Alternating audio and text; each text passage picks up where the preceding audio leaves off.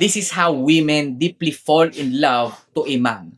Kung palagi kang nababasted, nare-reject, nafe-friendzone, at natutorpe, panoorin mo tong video na to dahil I will tell you the truth about feminine attraction. I'm Joms and I study polarity, the natural attraction of the masculine and the feminine for a living. At sa video na to, pag-uusapan natin on how a woman falls deeply and genuinely in love with a man. But before that, if you want to know more about attraction, pwede mong i-check yung on-demand video program ko na Attraction Inertia Triggers, in which malalaman mo dyan on how to naturally attract any woman by triggering their biological attraction triggers little by little hanggang sa ma-in love sila sa'yo using momentum-based attraction.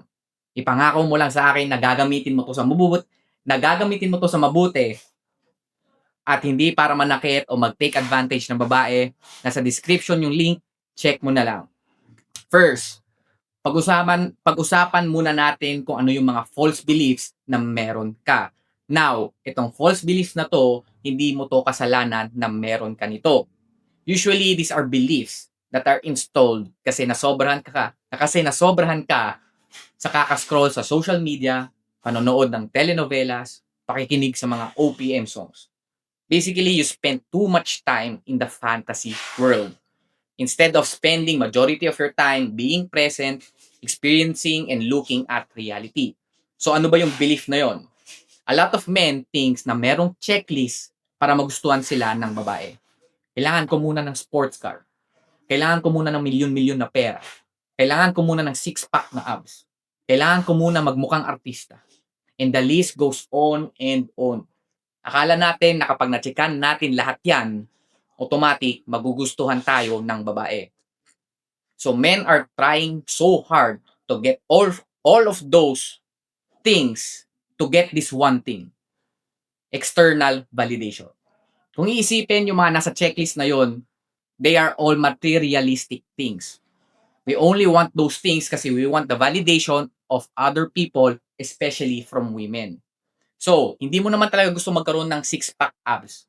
Ang gusto mo talaga is confidence. Di mo naman talaga gusto magkaroon ng milyon-milyon na pera. What you really want is the permission to feel good enough for other people. Now, here's the thing. Chasing external validation makes you weak. Kasi paano kung di ka makakuha ng validation sa ibang tao? You will feel not good enough. Kung sila yung magdidikta ng value or worth mo sa sarili mo, ibig sabihin, nasa kanila yung power and you are in the weak side.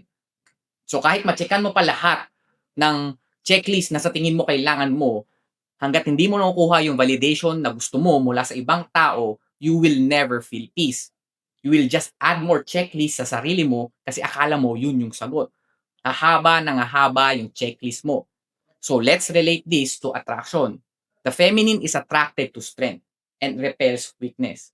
So if your worth is attached to external validation, which makes you weak, then huwag ka na magtataka kung bakit di ka nagugustuhan ng babae.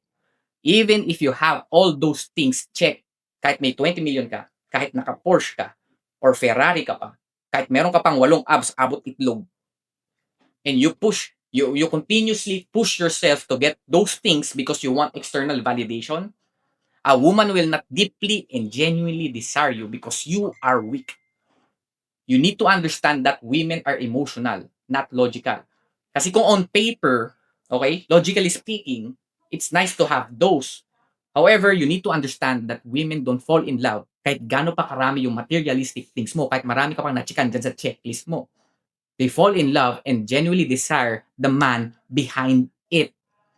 They only care about the man itself. So ano ba yung hinahanap nila sa lalaki? A woman will look for a man na sa tingin nila mas mataas sa kanila. They will look for a man who they think na mas better sa kanila. She wants to feel he is above her. Na mas interesting yung buhay mo, mas risk taker ka, mas secure ka kaysa sa kanya, mas confident ka kaysa sa kanya, and mas desired ka kaysa sa kanya. The moment she feels that she is above you, she will exit and find another man who she thinks is above her. Because again, women is looking for strength. Women is looking for a leader. Kung sino ang strongest option for her. This is how they are biologically programmed. Lahat ng hayop ganyan. Don't forget, hayop din tayo, men. Hayop. Hayop din tayo. Parte tayo ng animal kingdom. So the way we are programmed biologically is not different with other animals. And the goal of each species is to survive.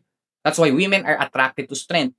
So kung sa external validation kung sa external validation pa rin nakatali yung worth or yung value na tingin mo sa sarili mo, then you will be seen as weak. Kahit on paper, marami ka pang pagmamayari. So Jones, ano ba yung kailangan kong gawin? What you need to do is instead of tying your self-worth and value sa external validation, build up your self-worth by doing your own inner work. Ang dapat na ini-aim natin as a man is internal peace and 100% confidence sa sarili natin. So ask yourself, how can I give myself internal validation? How can I be enough and only enough for myself without needing the validation of others? That's why inner work as a man is really important.